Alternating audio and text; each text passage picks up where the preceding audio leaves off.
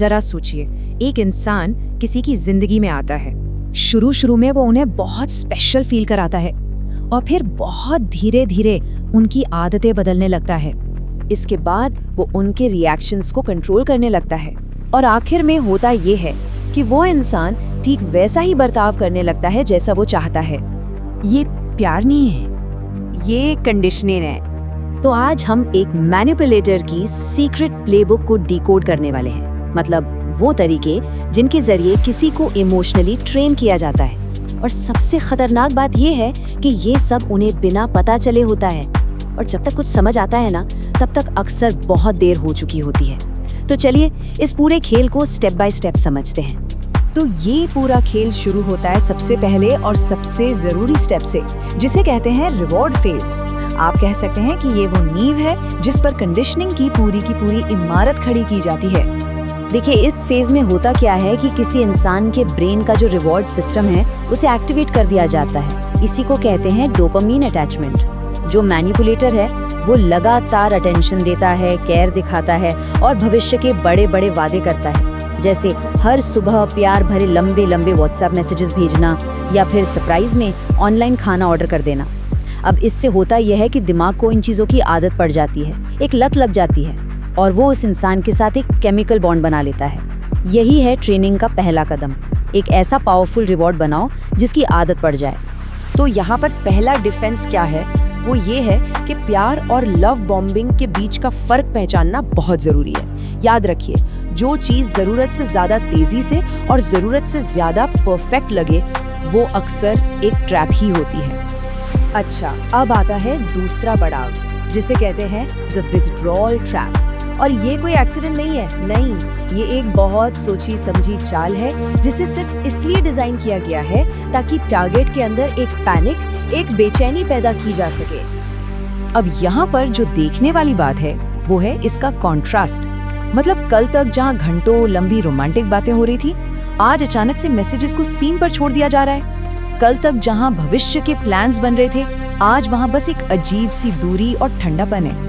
ये जो इमोशनल झटका लगता है ना, ये उन्हें वो खोया हुआ रिवॉर्ड वापस पाने के लिए और भी ज्यादा मेहनत करने पर मजबूर कर देता है। ये है ट्रेनिंग का दूसरा स्टेप। रिवॉर्ड को हटा लो और देखो कि सामने वाला अपना बिहेवियर कैसे बदलता है।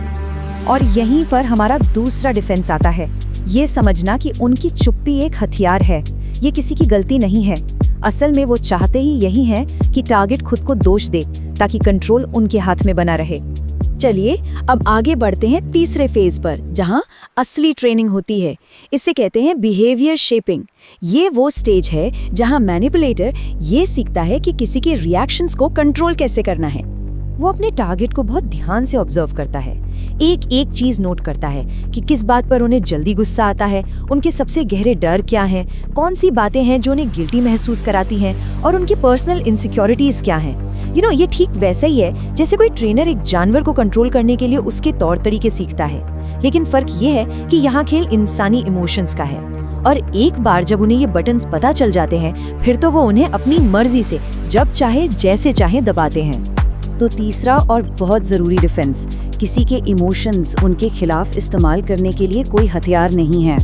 इमोशनल होना कोई कमजोरी नहीं है, ये इंसान होने की निशानी है और इसे किसी को भी अपने फायदे के लिए इस्तेमाल करने का हक नहीं देना चाहिए।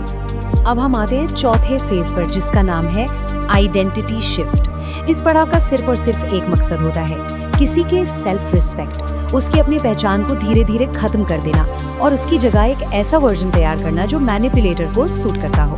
ये वो लाइनें हैं जो बार बार लगातार दोहराई जाती हैं। तुम पहले ऐसे तो नहीं थे, तुम कुछ ज्यादा ही इमोशनल हो रहे हो, तुम हर बात पर ओवर रिएक्ट करते हो। ये बातें जब बार बार कानों में पड़ती हैं तो धीरे धीरे मन में शक पैदा करने लगती हैं। इंसान खुद की सोच पर, अपनी रियलिटी पर सवाल उठाने लगता है और आखिर में वो ठीक वैसा ही बन जाता है जैसा उसे बनाया जा रहा था। ट्रेनिंग सफल हुई। और इसके खिलाफ चौथा डिफेंस है अपनी समझ पर, अपने गट फीलिंग पर भरोसा रखना। इस टैक्टिक का एक नाम है गैसलाइटिंग और ये बिल्कुल रियल है। अगर किसी को लग रहा है कि कुछ गड़बड़ है तो इस बात की पूरी संभावना है कि सच में कुछ गड़बड़ है। और अब हम पहुंचते हैं फाइनल स्टेज पर, जो इस पूरी कंडीशनिंग को हमेशा के लिए लॉक कर देती है। इसे कहते हैं द डिपेंडेंसी लूप। और यहीं आकर इंसान पूरी तरह से फंसा हुआ महसूस करने लगता है। ये साइकिल बहुत ही चालाकी से काम करती है। देखिए कैसे। पहले वो खुद ही कोई प्रॉब्लम क्रिएट करते हैं, फिर वो खुद ही उसे सुलझाने वाले हीरो बन जाते हैं और आखिर में टारगेट को ये यकीन हो जाता है कि अपनी जिंदगी में स्टेबल रहने के लिए उन्हें उस इंसान की सख्त जरूरत है। मतलब वो आग भी खुद लगाते हैं और फिर बचाने वाले भी खुद ही बन जाते हैं। यही असली जाल है। तो हमारी आखिरी डिफेंस लाइन है, कोई इंसान अनस्टेबल नहीं है, बल्कि वो सिचुएशन अनस्टेबल है जिसे जानबूझकर बनाया गया है। याद रखिए, प्रॉब्लम इंसान के अंदर नहीं, उस टॉक्सिक माहौल में है। लेकिन एक अच्छी खबर ये है कि ये कंडीशनिंग परमानेंट नहीं होती, इसे तोड़ा जा सकता है। तो अब हम बात करेंगे अवेयरनेस यानी जागरूकता के रास्ते की, क्योंकि कोई इंसान टूटा नहीं है, उसे बस सिस्टमैटिकली रीप्रोग्राम किया गया है और इस प्रोग्रामिंग को रिवर्स किया जा सकता है। तो इस कंडीशनिंग को तोड़ने के लिए 3 बहुत प्रैक्टिकल स्टेप्स हैं। सबसे पहला, इस पूरे पैटर्न को पहचानिए। रिवॉर्ड, फिर विड्रॉवल, फिर कंट्रोल, इस पूरी साइकिल को समझिए। दूसरा, अपने रिएक्शंस को कंट्रोल करना शुरू कीजिए। देखिए, मैनिपुलेटर की पावर किसी के रिएक्शन में ही होती है। जब रिएक्शन मिलना बंद हो जाता है तो उनका कंट्रोल अपने आप कमजोर पड़ने लगता है। और तीसरा, और शायद सबसे मुश्किल, उनकी वैलिडेशन ढूंढना बंद कर दीजिए। अपने सेल्फ वर्थ को उनकी राय से अलग कीजिए। याद रखिए, कंडीशनिंग का ठीक उल्टा है अवेयरनेस। जिस पल कोई इस पूरे सिस्टम को समझ जाता है ना, ठीक उसी पल उसकी रिकवरी शुरू हो जाती है। और अब एक आखिरी सवाल, अगर ये सब देखते सुनते हुए जहन में किसी का चेहरा याद आया, तो हो सकता है कि वो इंसान इस दर्दनाक ट्रेनिंग से गुजर रहा हो। और अगर अपना खुद का चेहरा याद आया, तो इसका मतलब ये है कि रिकवरी का पहला कदम पहले ही उठाया जा चुका है। हमारे साथ जुड़िए।